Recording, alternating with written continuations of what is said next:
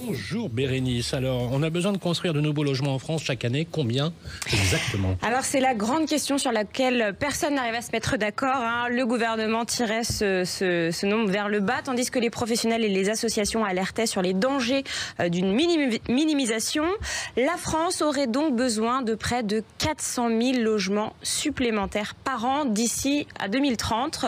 C'est une étude qui est sortie mardi. Donc, chaque année, pour répondre à la demande, pour pouvoir loger convenablement tous les Français, nous aurions besoin donc de 400 000 nouveaux logements.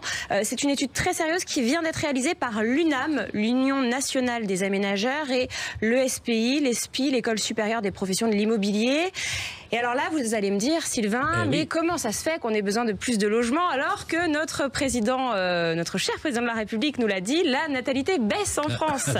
Alors, plusieurs raisons. Déjà, la population française vieillit, nous devenons de plus en plus vieux, on reste à domicile. Ensuite, nous sommes moins nombreux par foyer. Alors, c'est ce qu'on appelle aussi le desserrement des ménages. Il y a beaucoup plus de personnes qui vivent seules, plus qu'avant. Il y a beaucoup plus de célibataires, beaucoup plus de couples séparés, divorcés. La société a vraiment évolué, les modes de vie ont changé, il y a beaucoup de personnes vivant seules, et ça a été sous-estimé par les pouvoirs publics. Eux se sont focalisés sur la baisse de la natalité. L'UNAM dénonce d'ailleurs certaines administrations qui auraient dit aux politiques, je cite, « Inutile d'investir dans le logement, il n'y en aura plus besoin demain ». Bravo, bon pronostic. Voilà, on est bien ici. Alors justement, ces besoins sont plus importants, notamment dans les grandes métropoles, c'est l'hypermétropolisation.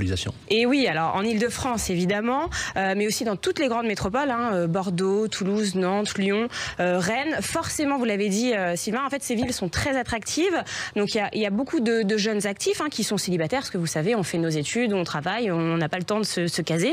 Il y a des étudiants aussi qui vivent seuls, et puis il y a aussi plus de séparation dans les villes.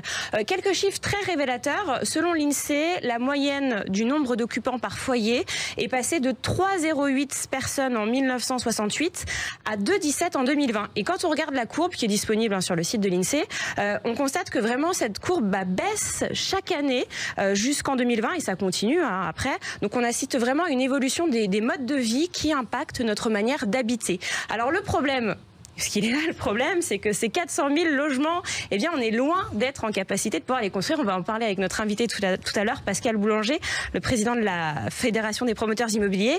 C'est d'ailleurs pour ça que le gouvernement minimisait ce chiffre, parce qu'il a une part de responsabilité. Voilà, autre sujet, bien sûr, d'inquiétude, et évidemment, on peut en parler, c'est le prix. Les prix de l'immobilier qui n'évoluent pas de la même manière partout en France. Oui, alors je vous rappelle que le secteur de l'immobilier est en crise, on en parle beaucoup dans cette émission. Les taux d'intérêt des crédits immobiliers, vous avez dû le voir si vous voulez acheter, ont flambé en moins de 2 ans. Ils sont passés de 1 à 4% pour les prêts sur 20 ans et plus. Les conditions pour obtenir un crédit pour acheter un appartement ou une maison se sont durcies. Le nombre de crédits accordés a été divisé par 3 en 2 ans. C'est peut-être votre cas, peut-être que vous êtes vu refuser un crédit à la banque. De ce fait, le nombre d'acquéreurs a chuté. De nombreux propriétaires désireux de vendre rapidement. Donc, qu'est-ce qu'ils ont fait? Ils ont réajusté le prix. Forcément, quand les acheteurs se font rares, ne sont plus au rendez-vous, on est obligé de brader pour vendre. C'est l'offre et la demande. Exactement, c'est une règle basique d'équilibre entre l'offre et la demande. On assiste donc à une baisse des prix de manière générale en France. Alors, à l'échelle nationale, entre avril 2023 et avril 2024, donc sur un an, la Fédération nationale de l'immobilier, la FNIM, a enregistré une baisse des prix de 1,3 en moyenne. Mais quand on regarde dans le détail, on s'aperçoit qu'il y a de fortes disparités en fonction des départements. Donc, dans certains, les prix ont beaucoup plus baissé, et dans 26 départements, cette baisse est supérieure à 2%. Par exemple, dans le Cher et en Charente-Maritime, ils ont baissé de 3,1%, en Vendée 3,5%, en Gironde 4,3%, dans le département de l'Indre 4,6%, en Loire-Atlantique 4,7%, à Paris 4,8% et dans le Rhône 5,6%. Et à contrario, on a quand même des départements où les prix ont augmenté et continuent à augmenter. Lesquels ? Alors on en a parlé justement, c'est surtout sur le littoral, et puis en fait c'est ce qui attire.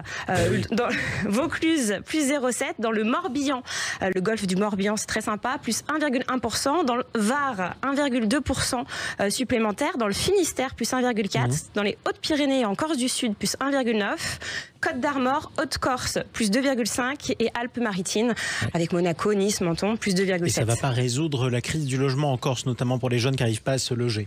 Oui, tout à fait. Mais je tiens à préciser aussi pourquoi ça continue d'augmenter, parce qu'il y a beaucoup les courtiers, c'est ce qu'ils nous ont dit, hein, il y a beaucoup d'acquéreurs qui achètent sans faire de prêt. C'est pour ça que il n'y a pas cette pression. Les paiements cash sont passés de 15% à 45%. Ça aussi, c'est un indicateur. On va finir par aussi la dent creuse, hein, c'est la taxe foncière. On en parle beaucoup cette semaine. Certains vont être contents. La plupart des grandes villes ont décidé de ne pas augmenter le taux de la taxe foncière. Bon, elle avait quand même bien augmenté l'année dernière, faut le dire.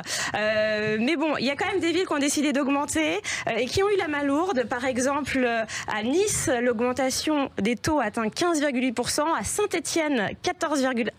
À Nancy-Annecy, 13,4%. À Villeurbanne, juste à côté de Lyon, 9,8%. Et puis à Montreuil, 5%. Et voilà, pour un tour d'horizon de combien ça coûte avec Bérénice de Villefloriot. Écoutez, merci beaucoup.